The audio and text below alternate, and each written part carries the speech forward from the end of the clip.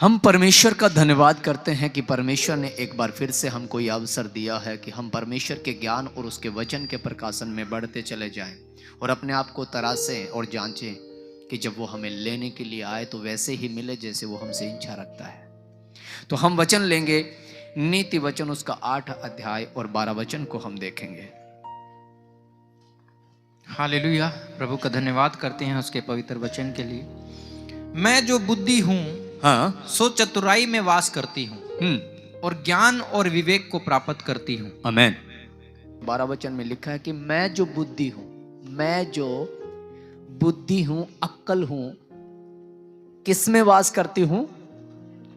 चतुराई में वास करती हूँ। और ये चतुराई कौन सी है? होते ना, ये बड़ा चतुर इंसान है, ये चापलूसी करता है, बड़ी चतुराई करता है, ज्यादा चतुर ना बन, ऐसे शब्दों को यूज करते हैं। ये वो चतुराई नहीं है जो संसार की है, ये वो चतुराई है जो बड़ी युक्तियां बनाती है और शैतान की युक्तियों के सामने निकलती है। हालेलुया। मैं जो बुद्धि हूं, मैं जो समझ हूं, वो चतुराई में वास करती हूं। क्या हम ऐसे हैं कि जब शैतान की युक्तियां हमारे सामने आए हम उससे लड़ पाते हैं, चतुराई से उसके बगल से निकल पाते हैं, या हमें वो लपेट लेता है? क्योंकि आगे यही वचन कहता है कि मैं और ज्ञान और विवेक, कॉन्सेंस, किसी को पता है? कुछ शब्द है जिनको हम बोलते तो हैं पर समझ नहीं आते। यदि विश्वास की परिभाषा पूछ ली जाए कि विश्वास की परिभाषा क्या है, मुझे विश्वास है, मुझे विश्वास है, मुझे विश्वास है, यदि विश्वास की परिभाषा पूछ ली जाए कि विश्वास की अगर व्याख्या करनी पड़ जाए तो हम कैसे करें उसको? परिभाषा का मतलब होता है ना, बोध होना, ज्ञान होना, उसके बारे में जानकारी होना। विश्वास की जानकारियां अगर नहीं है, बुद्धि की जानकारियां अगर नहीं है, विवेक, कॉन्सेंस की अगर जानकारियां नहीं है, तो ये शब्द मात्र शब्द बन के रह जाएंगे। अनुग्रह, तेरा अनुग्रह ही काफी है। अनुग्रह की अगर परिभाषा नहीं पता है तो वो हमारा अधूरा ज्ञान है, अधूरा ज्ञान है। Hallelujah, hallelujah. सुनो ध्यान से, विवेक का मतलब होता है विचार, अंदर से जो बाहर निकलता है, जो मनुष्य को अशुद्ध करता है, वो विवेक। और ज्ञान जो खुदा से मिलता है, इस जगत का ज्ञान नहीं। इस जगत का ज्ञान तो साइंस में काम करता है, परमेश्वर का ज्ञान आत्मा में काम करता है, आत्मा को मजबूत करता है, बुद्धि ज्ञान को प्राप्त करती है, यदि वो बुद्धि खुदा से मिली हुई है तो। और वही बुद्धि यदि इब्लिस की है, कई बार बाइबल में एक वचन लिखा हुआ है कि झूठ मत बोलना, लिखा है क्या? हेलो, पढ़ा है? कितने लोगों ने पढ़ा है झूठ मत बोलना? पढ़ा है क्या? इतना तो पढ़ा होगा, 10 आज्ञाएं तो पढ़ी होंगी सबने। तो आवाज से बोले ना कि यस, हमने पढ़ा है। हालेलुया। लेकिन इज़राइल में झूठ पर झूठ बोला जाता है।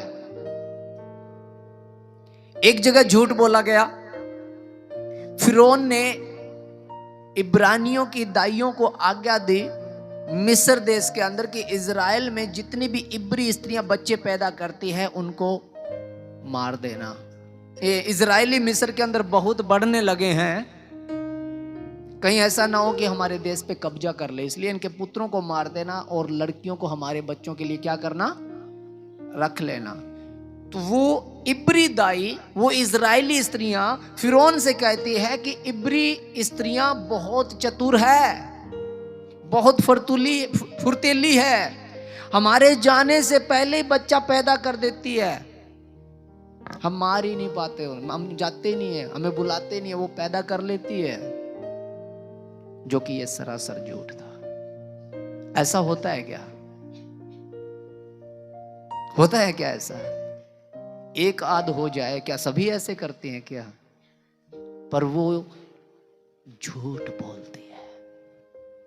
क्या करती है? और बाइबल में लिखा गया है कि इसी से ब्लेसिंग आ रही है। एक जगह राहाब वेश्या का जिक्र आता है। उस यरीहो नगर के लोग आते हैं कि तेरे घर कुछ 2 लोग रुके हुए हैं, उन्हें बाहर निकाल। और वो कहती है कि मैं नहीं जानती, मेरे पास तो आते रहते हैं, मुझे नहीं पता। जबकि उसके छत पे छुपे हुए थे और वो उसने ही छुपाए थे। झूठ बोलती है और वो बचा ली जाती है। इसको बोलते हैं चतुराई। क्या? चतुराई। ये झूठ नहीं है, ये वो चतुराई है कि सामने काम कौन कर रहा है। यदि सामने इब्लिस है तो फिर ये चतुराई काम करेगी। परमेश्वर के लोगों को मरवाना सच नहीं हो सकता। परमेश्वर के काम को बिगाड़ना सच नहीं हो सकता, क्योंकि शैतान अगर ये कहता है क्या ये सच है कि तुम्हारे परमेश्वर ने ये फल खाने को मना किया है, और हवा ने कहा ये सच है, उसने मना किया है, तो वो झूठा बोलता है, खा लो कुछ नहीं होगा। ये सच जो उसने बोला, उसके जीवन की गिरावट आई। अगर हवा ये कहती नहीं ऐसा कुछ नहीं है, हम खा सकते हैं, अधिकार दिया गया, पर हम तो अपनी मर्जी से नहीं खाते, तो शैतान अपनी युक्तियां बना ना पाता। शैतान अपनी चाल, बुद्धि कहती है मैं तो चतुराई में वास करती हूं और ज्ञान और विवेक को प्राप्त करती हूं। विवेक विचारों को प्राप्त करती हूं। विचार शुद्ध होते हैं जो भीतर से बाहर निकलते हैं। एक वचन और इसका पढ़े, 14 वचन देखें। उत्तम युक्ति हाँ और खरी बुद्धि मेरी ही है। हाँ, मैं तो समझ हूं और पराक्रम भी मेरा है। पराक्रम का मतलब होता है छा जाने वाला, चारों तरफ उसी का जलाल हो, उसका प्रभाव हो। पराक्रमी परमेश्वर हम बोलते हैं ना। समझदारी के साथ चलना, विवेक को बना करके रखना, युक्तियां हर समय के ऊपर बनाना। जो परमेश्वर को पा लेता है, पवित्र आत्मा जिसको छू लेता है, प्रभु यीशु मसीह आकर के अपने चेलों को फूंक करके कहता है फू लो पवित्र आत्मा, और वो पवित्र आत्मा से भर जाते हैं, तो फिर बुद्धि उसी ही दिन से काम करती है। वो आत्मा उनसे बात करता है और जो आत्मा को सुनता है वो बुद्धि को। हालेलुया। तो यहां पे लिखा है उत्तम युक्तियां, वो युक्ति जो सफल होती है। युक्ति मनुष्य बनाता है, लेकिन वही युक्ति कामयाब होती है जो यहोवा की कायम वही रहेगी। मनुष्य के मन में बहुत सी कल्पनाएं होती है, पर जो युक्तियां परमेश्वर बनाता है वही सफल होती है। उत्तम से भी उत्तम युक्तियां यदि कोई बना सकता है तो वो परमेश्वर की बुद्धि। और बुद्धि कहती है कि मैं तो चौक में पुकारती हूं। ये बुद्धि कहती है कि मैं सृष्टि के निर्माण से पहले ही रची गई हूं। बुद्धि ने अपना घर बनाया। ये बुद्धि कहती है कि मैं देहधारी होकर के आई हूं। बुद्धि कहती है कि सब कुछ मेरे ही लिए है और मेरे ही द्वारा है। और बाइबल में लिखा गया है परमेश्वर ने पृथ्वी की नींव किससे रखी? बुद्धि ही से पृथ्वी की नींव रखी और उसके सामर्थ्य से ये स्थिर रहती है। हालेलुया। ये पृथ्वी भी उसी बुद्धि से बनी गई है और बुद्धि का आत्मा जिस पे ठहरा उसे मसीह यीशु कहा जाता है। पराक्रम का आत्मा, बुद्धि का आत्मा, युक्ति का आत्मा, यहोवा के भय का आत्मा, यहोवा के ज्ञान का आत्मा, 7 प्रकार के आत्मा उसके ऊपर। और वो कहता है कि जिसके पास 7 आत्माएं हैं वो यूं कहता है, प्रकाशित वाक्य में ऐसा लिखा गया है, वो परमेश्वर संपूर्णता जिसमें पाई जाती है, संपूर्ण सर्वसिद्ध जो है, जो पवित्र है, जो परमेश्वर के स्वरूप में है। पहला आदम रचा गया और शैतान ने गिराया, उसने अपनी समानता, अपने स्वरूप को खोया। और अंतिम आदम जो उसकी ओर से आया, उसने अपनी महिमा परमेश्वर की महिमा के साथ जोड़ी, उसकी इच्छा को पूरा करके, और वो संपूर्ण और सर्वसिद्ध बना। संपूर्ण ज्ञान, संपूर्ण आत्मा, सातों स्तंभ, सातों दूत, सात आत्माएं उसके ऊपर ठहरा रहा। वो संपूर्ण बुद्धि है, और वो बुद्धि कहती है मैं तो उत्तम युक्तियां बनाती हूं। और हम जो मसीह में हैं, जो कहते हैं प्रभु यीशु मसीह को हम मानते हैं, एक छोटा सा शब्द हमें चित्त कर जाता है। जान नहीं पाते ये युक्ति कौन बना रहा है। जो बुद्धिमान है, जिसने खुदा से बुद्धि को पाया है, जिसने पवित्र आत्मा को पाया है, सुनो ध्यान से, ताड़ना के समय में वो चुप रहता है, सहन करता है। परमेश्वर की ताड़ना, दास की ताड़ना, बड़ों की ताड़ना वो अपने लिए खुराक मानता है। कुछ समय का मतलब होता है उन दिनों में भी जब उसका दिन बुरे चल रहे हो। बाइबल में लिखा गया है अवसर को बहुमूल्य समझो, दिन बुरे हैं। जब बुरे दिन आए, बुरे लोगों में सामना हो जाए, बुरा वक्त उसका चल पड़े, तब वो मौन रहता है, शांत रहता है। जिसको खुदा बुद्धि देता है। बुद्धि खुद कहती है मैं तो समझ को प्राप्त करती हूं, मैं तो ज्ञान को प्राप्त करती हूं, मैं जो बुद्धि हूं चतुराई में वास करती हूं, मैं जो बुद्धि हूं निर्बुद्धियों के साथ काम नहीं करती, दुष्टता नहीं करती। आज भी यदि हमारे शब्द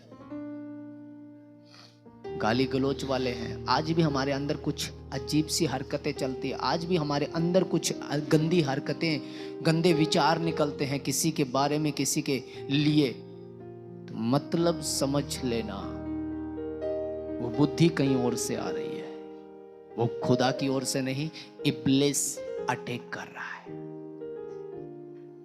जिसने खुदा से बुद्धि को पाया है वो क्या करेगा? बुरे वक्त में भी शांत खड़ा हो जाएगा और उस दौर को निकलने देगा। ये युक्तियां हैं जो उत्तम है। वो समझ को प्राप्त करता है, ज्ञान को खोजता है, दुष्टों की युक्तियों से दूर भागता है। वो जो बुद्धि को प्राप्त करता है, क्योंकि बुद्धि चतुराई में वास करती है, समझ में वास करती है। एक वचन और हम देखें, नीति 16 का 21 देखें। जिसके हृदय में बुद्धि है वह समझ वाला कहलाता है, हाँ, और मधुर वाणी के द्वारा ज्ञान बढ़ता है। और मधुर वाणी के द्वारा ज्ञान को बढ़ाता है। एक तो तह ज्ञानी और एक जिसके शब्द में मिठास होता है। जहां भी जाओ, जहां भी बोलो, व्यक्ति आपके पीछे हो जाए, उसको मधुर बोला जाता है। एक व्यक्ति चुंगी लेने वाला था, मंदिर के गेट पे बैठा था, चुंगी लेता था। प्रभु यीशु मसीह वहां से गुजरे और सिर्फ इतना शब्द बोला, मेरे पीछे हो ले। उसका नाम मती है। उसने वहीं पे छोड़ दिए सराफे, वहीं छोड़ दिया गल्ला और उठ के यीशु मसीह के पीछे। एक छोटा सा शब्द था, पर लिखा है मधुर वाणी थी, वो छू गई वो। Hallelujah, hallelujah. आपका शब्द इतना मीठा हो, जब लोग आपसे कहे कि आपके करीब से जाने का दिल ही नहीं करता। आपके अंदर से ऐसी सामर्थ निकले, जब लोग कहे जा क्यों रहे हो, कुछ दिन और ठहरो ना। मधुर वाणी से वो ज्ञान को बढ़ाता है। उसकी बातें सुनने के अंदर दो प्रकार की बातें होते हैं। चापलूस करने वालों के वचन भी शहद के समान मीठे होते हैं और वो उतर जाते हैं जल्दी से, लेकिन ज्ञान जो बढ़ाता है परमेश्वर का, उसकी वाणी मधुर होती है, उसकी वाणी शुद्ध होती है, उसके मुंह से गालियां कभी नहीं निकलेगी, छल कपट की बातें कभी नहीं निकलेगी, लालच की बातें कभी नहीं निकलेगी। उसकी वाणी मधुर होगी, उसकी वाणी सामर्थ्य होगी। वो जिससे बात करेगा उसके शब्द उसे छू लेंगे। हालेलुया। एक वचन और हम देखें, 23 वचन इसी का। बुद्धिमान का मन उसके मुंह पर भी बुद्धिमानी प्रकट करता है, और उसके वचन में विद्या रहती है। बुद्धिमान का मन, कौन सी बुद्धिमान का? सियाने बने होंगे ना अपने घरों में सारे, कौन पागल है, सब तो समझदार है। न्याय करने के लिए जाते हैं, सब तो बुद्धिमान होंगे। यहां लिखा जो गया है उस पर ध्यान देना है। जो बुद्धिमान, सच में जो बुद्धिमान है, जो खरी बुद्धि का है, जो खुदा से मिली हुई अक्ल है, दिमाग है जिसके पास, उसका जिक्र चल रहा है। बाकी बुद्धिमान बहुत होंगे। जो सट्टा लगाते हैं ना, वो भी बुद्धिमान है, उनको भी पता है कल क्या निकला, परसों क्या आएगा, वो भी अक्ल है उनके पास। जो एटीएम को तोड़ते हैं, लोगों के अकाउंट से पैसा निकालते हैं, वो भी बुद्धिमान होंगे, निर्बुद्धि तो नहीं होंगे। पर बुद्धिमान जो खुदा की ओर से है, उसकी यहां पे जो व्याख्या की गई है, लिखा गया है बुद्धिमान का मन उसके मुंह पे भी बुद्धिमानी को प्रकट करता है। उसके बोलना भी, जब वो बोलेगा तो समझ में आ जाएगा। आयुब के बारे में लिखा गया है 38 अध्याय आयुब की पुस्तक में। जब वो चलता था तो प्राचीन लोग मुंह में उंगली दबा लेते थे। लिखा गया है कि दांतों तले उंगली दबाते थे हाकिम लोग, जो पंचायत करते थे, जो न्याय करते थे। और पुरनिये भी खड़े हो जाते थे, बुजुर्ग लोग भी उसके सामने बैठ नहीं पाते थे, और जवान गली छोड़ के भागते थे। आयुब आ रहा है, जिसके ऊपर बुद्धि प्रकट होती है, उसका चेहरा भी बुद्धिमान रहता है। आज जो हम मसीह में हैं, हमारा जीना, हमारा उठना बैठना, जाकर के अपने आप को देखो शीशे के अंदर, तू है क्या? पल भर में तेरा रूप कैसा होता है? तेरे साथ कोई बुरा बर्ताव करे तो तेरा रिएक्शन कैसा होता है? तो ये कहां से आ रहा है? क्या खुदा आज भी मेरे साथ काम कर रहा है? सोचना, ये मनन करने का विषय बता रहा हूं मैं आपको। आगे लिखा गया है,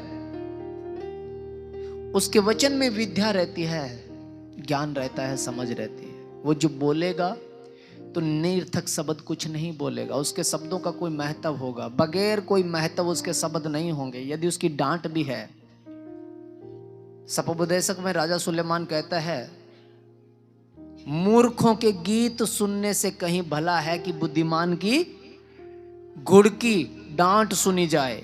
मूर्खों के गीत से कहीं अच्छा है कि यदि बच्चे जो रील बनाते हैं, जो अपने आप में, मैं तो बड़ी हैरानी मानता हूं, बड़े अजीब सी हरकतें करते हैं, कुत्ते सुअर जैसा मुंह बना बना करके ऐसी गंदी गंदी हरकतें अपने अंगों के बारे में बोलते हैं। मैं ये हूं, मैं वो हूं, जेल करावांगा, काट के लावांगा, पाड़ के, पता नहीं क्या। बेटियां इतनी अच्छी हरकतों पे आई हुई है, और मसीह में हमारे ही, मैं जानता हूं उन बच्चों को, बड़ा दुख होता है सुन करके।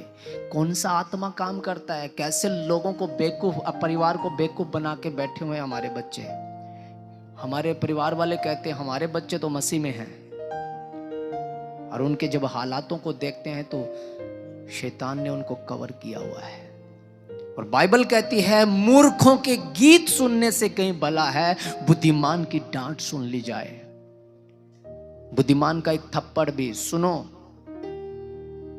जब माँ थप्पड़ मारती है उसका दर्द, और जब कोई पड़ोसी थप्पड़ मारे उसका दर्द सेम होता है। जब गाल पे बजता है ना तो दर्द सेम होता है, उतने ही फोर्स पे बजता है, पर माँ के दर्द में एक भावना जुड़ी होती है, इसलिए वो दर्द करता नहीं है। पड़ोसी के थप्पड़ में शायद नफरत झलकती है, इसलिए वो दर्द पैदा करता है। पर माँ का थप्पड़ दर्द होते हुए भी महसूस नहीं होता, क्योंकि उसमें एक भावना जुड़ी है, उसके पीछे एक बड़ी फाइल है।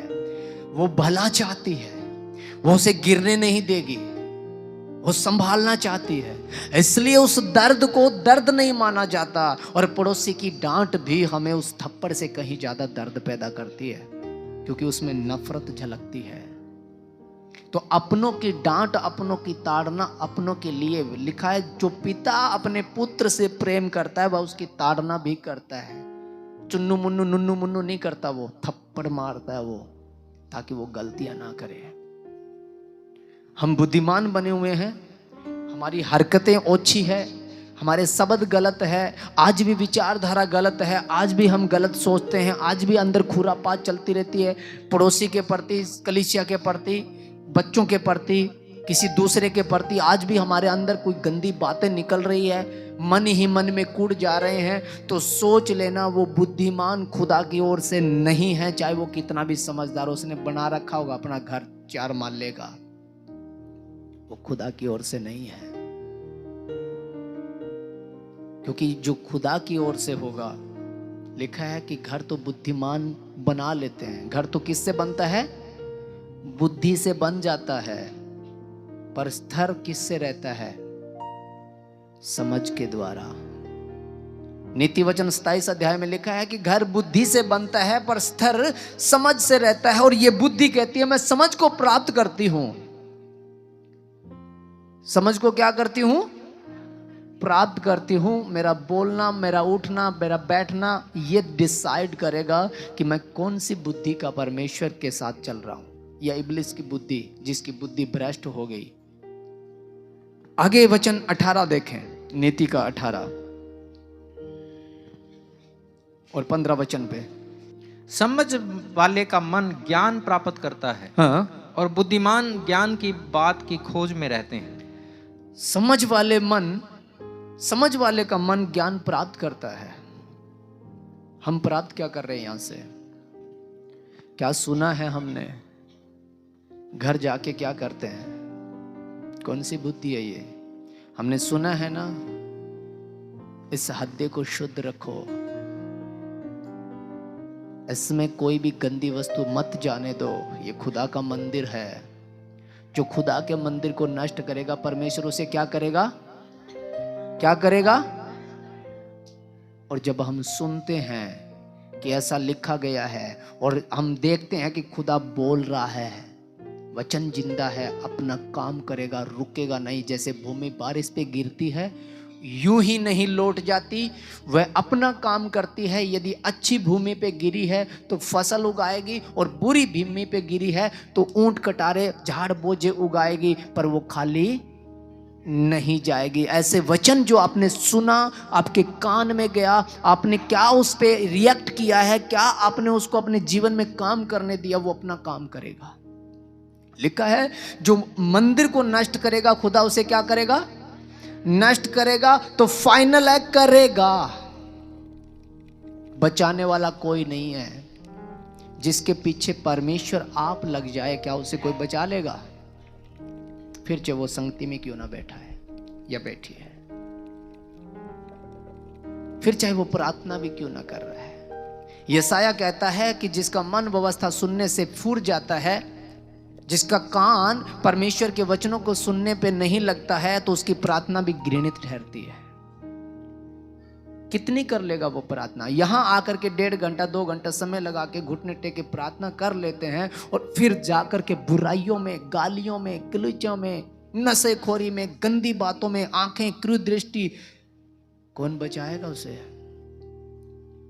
कौन करेगा उसको श्राप मुक्त? किसी मनुष्य के? श्रापित है वो जो किसी पुरुष पर भरोसा रखता है।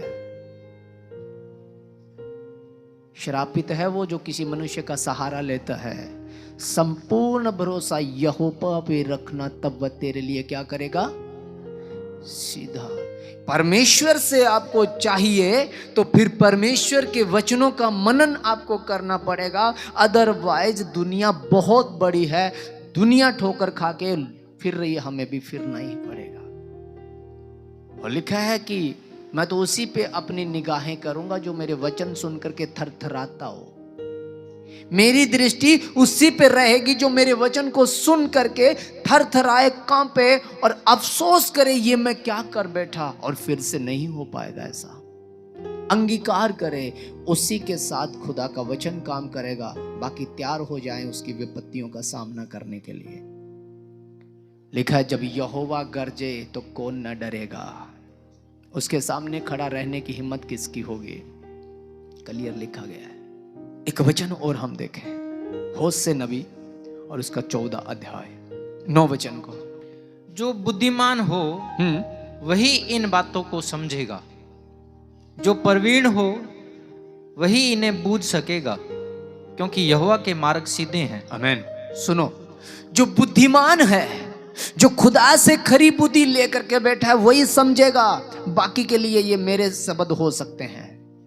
एक व्यक्ति बोल रहा होगा, एक मनुष्य बोल रहा होगा, बाकी के लिए ये व्यक्ति की बातें हो सकती हैं, पर जो बुद्धिमान खुदा की ओर से है, जो खरी बुद्धि का है, जिसको परमेश्वर ने छू रखा है और जो खुदा के मार्ग पे चलता है, वही इन बातों को समझेगा। निर्बुद्धि इस बात को नहीं मान पाएगा, वो चाहे कैसा भी मनुष्य क्यों ना है। लिखा है यहां पे, जो बुद्धिमान हो वही इन बातों को समझेगा, जो प्रवीण हो वही इन्हें बूझ सकेगा, क्योंकि यहोवा का मार्ग सीधा है। इसके अंदर कोई मिलावट नहीं होगी, कोई छल नहीं होगा, कोई किसी से कोई सिफारिश नहीं चलेगी कि हम पास्टर जी के बहुत करीब रहते हैं, हम तो उनके बगल में चलते हैं, बाइबल हम उठा के चलते फिरते होंगे, कोई फर्क नहीं पड़ेगा। यहूदा इस्करियोती लेकर के फिरता था उसका दान भेंट, सारा खजाना उसी के पास था, पर जब कान नहीं लगाया गया, उस बातों पे अमल नहीं किया गया और दान भेंट पे निगाहें रखी, उस थैली की तरफ देखता रहा, कितना आया, कितना गया, कितना बच गया, सारा फोकस उस संसारिक बातों पे रहा, एक दिन फांसी खानी पड़ी उसे। 3.5 साल उस जगतकर्ता के साथ जीवन बिता करके, जीवन की बातें सुन करके, चमत्कारों को देख करके, मुर्दे जिंदा होते हुए देख करके, और पानी पे चलता हुआ देख करके, रूपांतर को उसने देखा और प्रेम प्यार को उसने देखा, और आखिरकार फांसी खानी पड़ी उसे। क्योंकि यहोवा का मार्ग सीधा है, उसमें कोई चापलूसी नहीं है।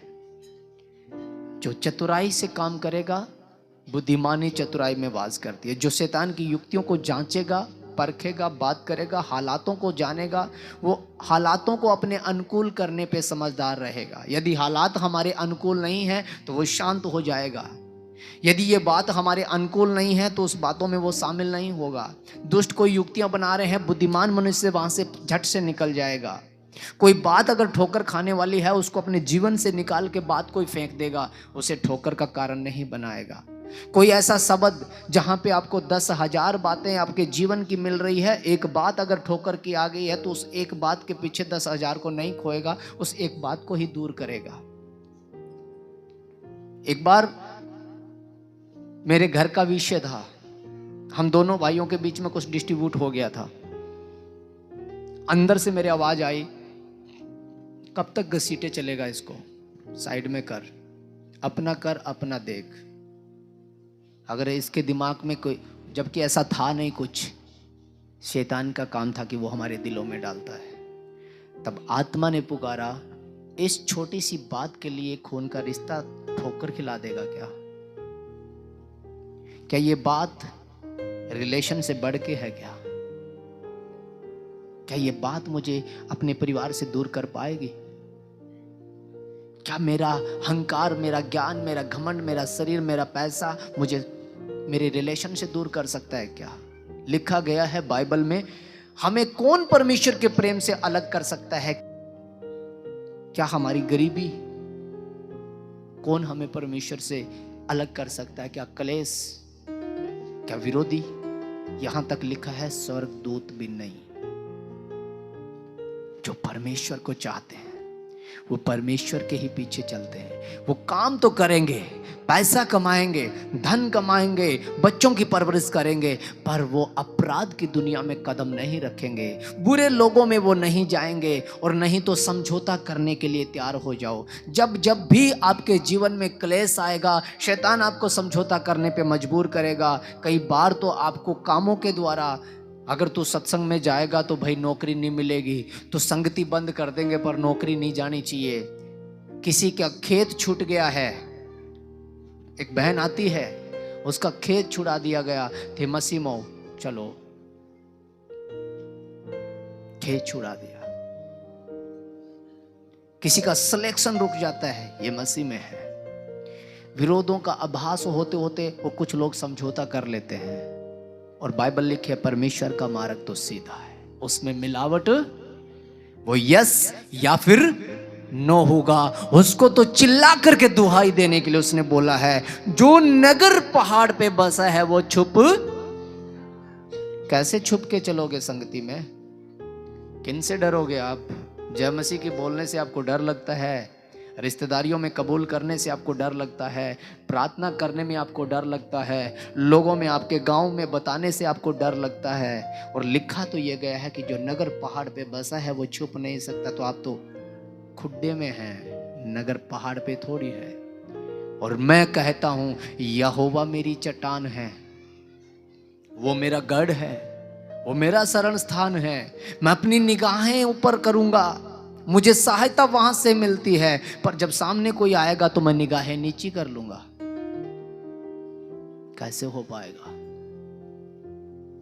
वही जानेगा जो उसकी बुद्धि से काम कर रहा है, उसके आत्मा के अधीन है, जो उसकी सुनता है। संसार की अभिलाषाओं में अगर हम बैठे हैं तो जरूरतें पूरी होंगी।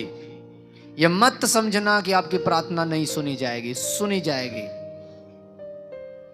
इज़राइल 40 साल जंगल में रहा, मन्ना खाया उन्होंने। खाया क्या? यस। समुंदर के 2 भाग हुए क्या? पानी मीठा क्या हुआ? क्या यरीहो भी गिराए गए, पर उस नगर में प्रवेश हुआ क्या? एक भी नहीं गए। लिखा है 40 साल तक परमेश्वर उनके साथ रहा, उनके ऊपर काम करता रहा, उनकी जरूरतों को पूरा करता रहा, पर वो उनसे नाराज रहा। आपकी प्रार्थना सुनी जाएगी, आप चंगे हो जाओगे, गारंटी शुदा चंगे हो जाओगे। पर आप ये देखते हो कि स्वर्गीय आशीषों के भागी हो जाएं, बड़ी विपत्तियों के सामने से हम बच जाएं, नामुमकिन है ऐसा। वचन अपना काम करेगा ही करेगा, वचन के अलावा और कुछ नहीं हो सकता। हाँ, लिखा है कि प्रार्थना करो कि तुम परीक्षा में ना पड़ो। जब प्रार्थना करोगे, वचनों का मनन करोगे, तब परमेश्वर आपको वो मार्ग देगा जिस पे चलना चाहिए। गिराने के लिए शैतान की युक्तियां आएगी अगर बुद्धि आपके पास नहीं है। पर वो यीशु मसीह एक अच्छा उदाहरण है इस चीज का। हुआ ना 40 दिन के लिए सामना शैतान से, कि नहीं हुआ? आई ना परीक्षा, बनाई युक्तियां वचन के द्वारा, और निकल के आया वहां से। किससे? पवित्र आत्मा से परिपूर्ण होकर के वो लौटा। परीक्षाओं में शैतान का सामना हो रहा है और आत्मा से भरा हुआ जा रहा है। और हम जब हमारी युक्तियां बिगड़ जाती है, हमारे घरों के परेशानियां, दुख तकलीफें जब हमारे सामने खड़ी हो जाती है, जब हमारी जरूरतें कमजोर हो जाती है, तब पवित्र आत्मा से भरना तो छोड़ो, पवित्र आत्मा के साथ खड़ा रहना बड़ा मुश्किल हो जाता है, और हम युक्तियों में चले जाते हैं। इंतजार नहीं करते उस लहरों के थमने का। अपने आप को जैसे कैसे कभी इधर झोले खा रही है, कभी इधर झोले खा रही है। हे प्रभु, हम नाश हुए जाते हैं, जबकि प्रभु हमारे बीच में है, वो नाव में है, और हम चिल्ला रहे हैं। शांत नहीं है, अविश्वास का जीवन। यशायाह भविष्यवक्ता और उसका 52 अध्याय निकालें और 13 वचन को हम देखें। देखो, मेरा दास बुद्धि से काम करेगा, हाँ, वह ऊंचा, महान और अति महान हो जाएगा। हाँ, जैसे बहुत से लोग उसे देखकर चकित हुए, क्योंकि उसका रूप यहाँ तक बिगड़ा हुआ था कि मनुष्य का सा न जान पड़ता था, और उसकी सुंदरता भी आदमियों की सी न रह गई थी। 15 और पढ़े। वैसे ही वह बहुत सी जातियों को पवित्र करेगा और उसको देखकर राजा शांत रहेंगे, क्योंकि वे ऐसी बात देखेंगे जिसका वर्णन उसके सुनने में भी नहीं आया, और ऐसी बात उनकी समझ में आएगी जो उन्होंने अभी तक सुनी भी न थी। आमीन। क्या लिखा गया है? देखो मेरा दास बुद्धि से काम करेगा, अक्ल से काम करेगा, वो बहुतों को पवित्र करेगा, राजा भी उसके सामने शांत हो जाएंगे। वो बुद्धि चतुराई में वास करती है, समझ में वास, वो ज्ञान को प्राप्त करती है। जब प्रभु यीशु मसीह का जन्म हुआ, उसने सबसे पहले अपने आप को परमेश्वर के अधीन कर दिया, उसकी बुद्धि को अपने ऊपर लिया, और उस बुद्धि के द्वारा उसने समझ को प्राप्त किया, उस चतुराई में चला, ज्ञान को प्राप्त किया, पवित्र आत्मा से परिपक्व हुआ, और जब खुद पवित्र कहलाया गया तो औरों को भी उसने पवित्र किया। और लिखा गया है कि बहुत सी जातियों को पवित्र करेगा और देख करके राजा लोग शांत होंगे, और ऐसी बातें जिन्होंने कभी देखी नहीं वो उससे देखेंगे। मसीह यीशु का जिक्र है ये, और उसके जन्म से 820 साल पहले की घटना बता रहा हूं मैं आपको। अभी जन्म नहीं हुआ है, लेकिन पहले से डिसाइड हो गया कि जब वो उस बुद्धि को प्राप्त करेगा, उसकी चतुराई में जब वो वास करेगा, तो वो बातें उसके जीवन से होगी जो कभी किसी ने देखी नहीं, और बड़े से बड़े हाकिम लोग उसके सामने दांतों तले उंगली दबाएंगे। और इसका उदाहरण आपको बताता हूं। मत्ती 31 अध्याय निकालें, 21 अध्याय, मत्ती 21 अध्याय और 24 वचन 1 देखें। यीशु ने उनको उत्तर दिया कि मैं भी तुमसे एक बात पूछता हूँ। हाँ, यदि वह मुझे बताओगे तो मैं भी तुम्हें बताऊंगा कि ये काम किस अधिकार से करता हूँ। आमीन। प्रभु यीशु मसीह कहीं पे प्रचार कर रहे थे, और वहां पे कुछ चमत्कार किए थे, कोढ़ियों को शुद्ध किया था, लंगड़े चले, अंधे देख रहे थे। फरीसी आकर के कहने लगे, तो ये काम किसके अधिकार से करता है? किसने तुझे ये अधिकार दिया और तू कहता है कि मैं हुक्म देता हूं कि इससे निकल और चली जा, और जा, तेरे पाप माफ हुए। ये अधिकार कहां से आ गया तेरे पास? तो वो ये चाहते थे कि ये कहे कि मैं परमेश्वर का पुत्र हूं, मैं परमेश्वर की ओर से, तो हम इस पे इल्जाम डालेंगे और इसको फंसा देंगे। और ये कहेगा कि शैतान की ओर से, तो हम इसको यहां से धक्के मार के निकाल देंगे। तो प्रभु यीशु मसीह ने उन्हीं ही की बात को चतुराई के साथ, क्योंकि वो जानते थे शैतान अपनी युक्तियां बना रहा है और मुझे फंसाना चाहता है, तो फिर दूसरी युक्ति आई, और वो युक्ति ये थी कि चलो पहले तुम एक बात मुझे भी बताओ, जब तुम मेरी बात को बताओगे तो फिर मैं अपनी बताऊंगा, अदरवाइज मैं अपनी भी नहीं बताऊंगा। तो उसने कहा, पूछ कि यूहन्ना बपतिस्मा देने वाला बपतिस्मा किसकी ओर से देता है? फरीसियों से सवाल कर दिया। जो यूहन्ना बपतिस्मा देता है मुझसे पहले आकर के, और वो कहता है कि मन फिराओ, स्वर्ग का राज्य निकट है, और मैं एक जंगल में पुकारने वाले की आवाज हूं, तो वो किसकी ओर से दे रहा है? तो फरीसी सोचने लगे, क्योंकि यूहन्ना को लोग भविष्यवक्ता मानते थे और खुदा का नबी मानते थे, कि अगर हम ये कहें कि परमेश्वर की ओर से, तो फिर तो यही कहेगा मैं भी परमेश्वर की ओर से, और यदि हम कहें कि मनुष्य की ओर से, तो फिर उसके चेले भी हमें नहीं छोड़ेंगे, क्योंकि लोग तो उसके पीछे बहुत हैं, और वो मारेंगे, पीटेंगे, घसीटेंगे। कुछ भी उत्तर नहीं मिला, चुपचाप चले गए। ये प्रभु यीशु मसीह की युक्तियां थी। एक और युक्ति बताता हूं मैं आपको। एक जगह सदूकी लोग इकट्ठे होकर के आके कहते हैं, क्या राजा को कर देना ठीक है कि गलत? तो ये जान रहे थे कि अगर ये कह देगा कि गलत है, तो फिर तो पकड़ के उसको राजा के हाथ में कर देंगे। अगर ये ठीक बोलेगा तो फिर ये परमेश्वर का पुत्र नहीं कहलाता, क्योंकि ये तो राजा के अधीन काम ही नहीं कर रहा। आकर के कहा कि क्या राजा को कर देना ठीक है क्या? तो उसने कहा, एक कपटी शास्त्री, क्यों मुझे परखते हो? लाओ वो सिक्का।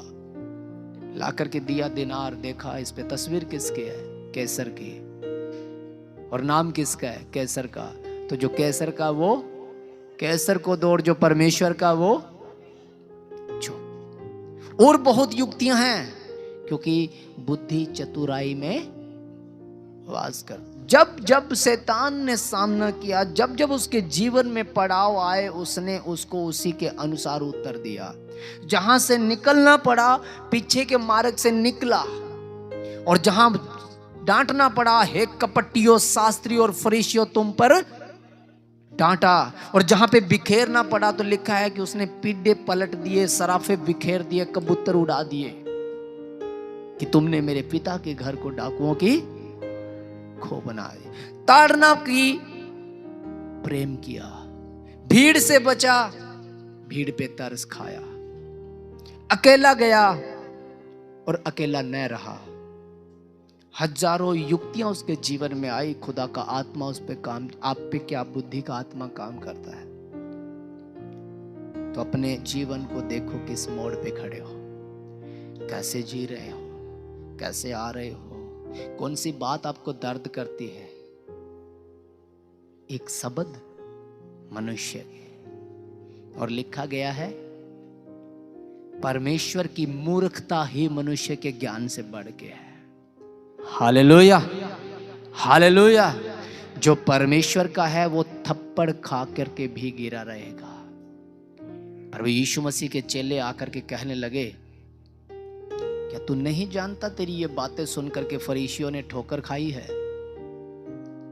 पर यीशु ने कहा कि तुम भी जाना चाहते हो तो क्या करो, चले जाओ। पतरस कहता है, पर जाए कहां? जीवन की बातें तो तेरे पास है, कहां जाएंगे हम? जो जीवन को प्राप्त करना चाहता है वो डांट फटकार सब सुनेगा, क्योंकि डांट जीवन है। प्रेम बिगाड़ता है। संसारिक प्यार क्या करता है? बिगाड़ता है। और परमेश्वर का प्रेम त्याग करता है। उसने अपने प्राण त्यागे हैं, ये प्रेम है उसका। जब डांट आए तो समझ लेना वो जगह आपके लिए सुरक्षित है। Hallelujah, hallelujah. आपको डांटना शर्मिंदा करना नहीं है, शोकित करना नहीं। आपको डांटना शैतान की युक्तियों से बचाना है। वो शातिर है, वो आपकी बुद्धि को भ्रष्ट करना चाहता है। समझ लो, आज घुटने पे आ जाओ। गंदी बातों से, गंदे कामों से, गंदी सोच से बाहर आना पड़ेगा सबको, तब आप खुदा के लोग हैं। मिली जुली भीड़ कामुकता करेगी, करती रही है, बीते दिनों से चला आ रहा है। इजराइल जो निकल के आया था, जो गुलामी से, ये नहीं है कि वो इजराइली था, उसमें मिली जुली भीड़ भी थी, जो जंगल में आके कुड़कुड़ाना और बुड़बुड़ाना शुरू किया। यहाँ भी ऐसा होगा। गिरते आए हैं, गिरेंगे, पर उद्धार उन्हीं का होगा जो प्राण देने तक विश्वास योग्य रहेगा। हालेलुया।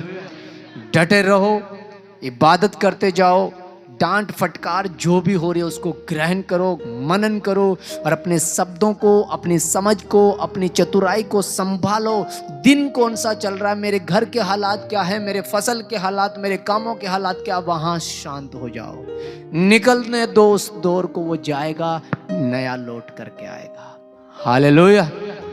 माँ ने बुरा बोल दिया, शांत हो जाओ। भाई ने कुछ बोल दिया, शांत हो जाओ। घर में परिस्थितियां अनुकूल नहीं हैं, सब विरोध में, शांत हो जाओ। समय निकलने दो, फिर नया लौट करके आएगा। सब आपके अधीन होगा, क्योंकि पृथ्वी का सारा अधिकार उससे दिया गया है। हालेलुया।